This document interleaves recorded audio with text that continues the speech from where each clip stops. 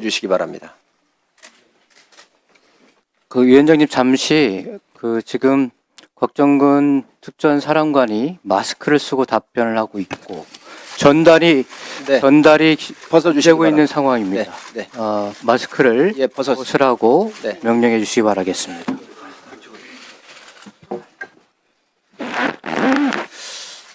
여기 707 특임단장 나와 계십니까? 앞쪽으로 나와 주시겠습니까? 마이크를 또 하나 뒤에도 준비를 좀 해주시기 바랍니다. 계속 시간이 중지시켜 주시고요. 뒤에 우리 행정요원들은 행정 직원들은 뒤에 마이크를 좀 준비해 주시기 바랍니다.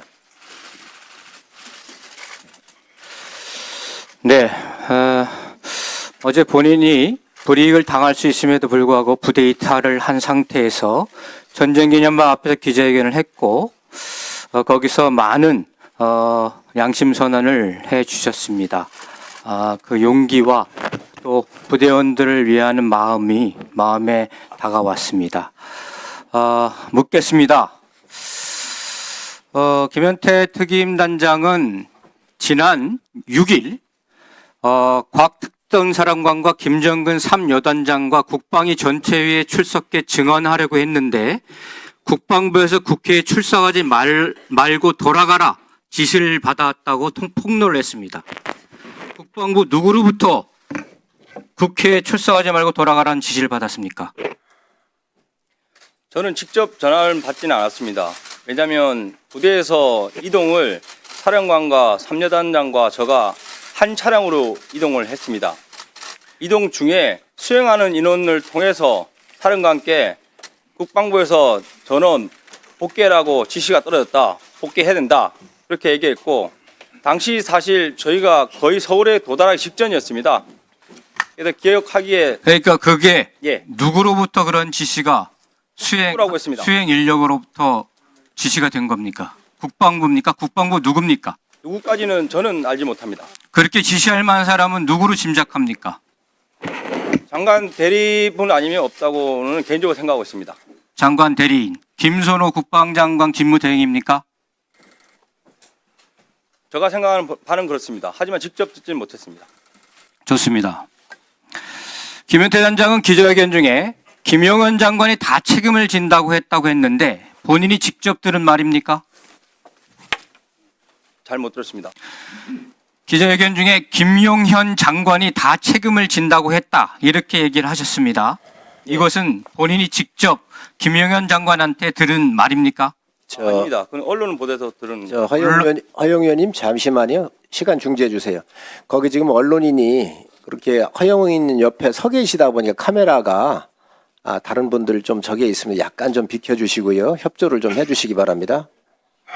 왜냐면 답변하는데 여러 가지 좀 지장을 줄 수가 있습니다. 그래서 약간만 좀 장례를 정돈해 주시기 바랍니다.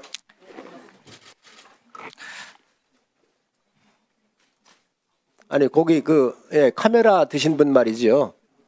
좀 이쪽으로 오시든가 이렇게 좀 조정을 좀 해주시기 바랍니다. 네, 허영 의원님 질의 계속해 주시기 바랍니다. 네, 언론을 통해서 들은 말이라고 하셨습니다. 그러면 또 다시 국회 투입 당시 곽정근 특전사령관이 30차례 이상 전화를 걸어왔고 김용현 전 국방장관의 지시사항을 전달한 것이었다. 그리고 김 전 장관이 특전사 지휘부에 최소한 100여 통의 전화를 하며 지시를 한 것으로 추정되며 이 과정에서 국회의원을 끌어내라고 하는 지시 내용을 들었다고 말했습니다. 사실입니까? 네, 저는 저한테는 끌어내라고까지는 아니었습니다. 왜냐하면 저한테 이후에 세워봤을 때 20통 정도의 전화가 온 것으로 기억합니다. 처음 전화 온 거는 제가 헬기를 타고 가는 중이었는데 소리가 안 들릴 정도의 소음이었고 그러니까 국회의원을 끌어내라는 지시를 직접 듣지 않았다. 그런데 어제는 왜 그렇게 얘기를 하셨습니까? 150명을 넘으면 안 된다는 이야기를 들었고 빨리 들어가는 의도였습니다. 네.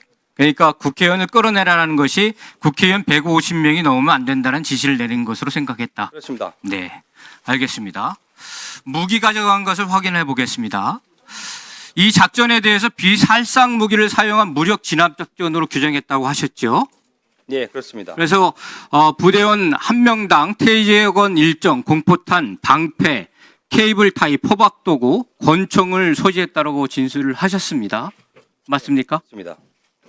그 외에 무기 사용에 대한 지시가 있었습니까? 무기 사용에 대한 지시는 별도 없었습니다. 사실 저희가 아침부터 준비한 사항은 말씀드린 그대로 훈련 상황이었고 네, 훈련에 대한 내용은 알겠습니다. 살상 무기를 이용한 대규모 테러 진압 작전이었습니다. 알겠습니다. 예, 특전사령관이 직무 정리가 된 이후에 직무대행 박선재 육군 소장에게 혹시 707 특임 단 707 부대에서 나가라고 하는 그런 부당한 지시를 받았습니까? 그런 지시는 없었습니다. 그 후임 대리 사령관이 주말간에 저랑 삼여단장을 불러서 차를 한잔 했지만 그런 부당한 지시는 하지 않았습니다. 사실입니까? 그런 지시를 받았다라고 하는 내부 제보가 있는데 아닙니다.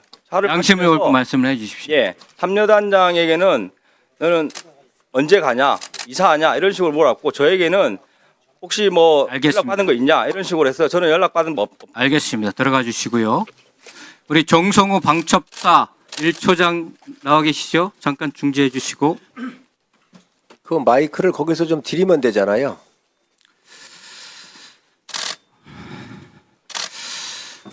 일초장 지난 4일 새벽 1시에서 2시경에 방첩사의 영위관급 법무관을 찾아서 포고령에 근거한 상부의 명령에 따라 선관위의 서버를 복사하는 것은 적법한가?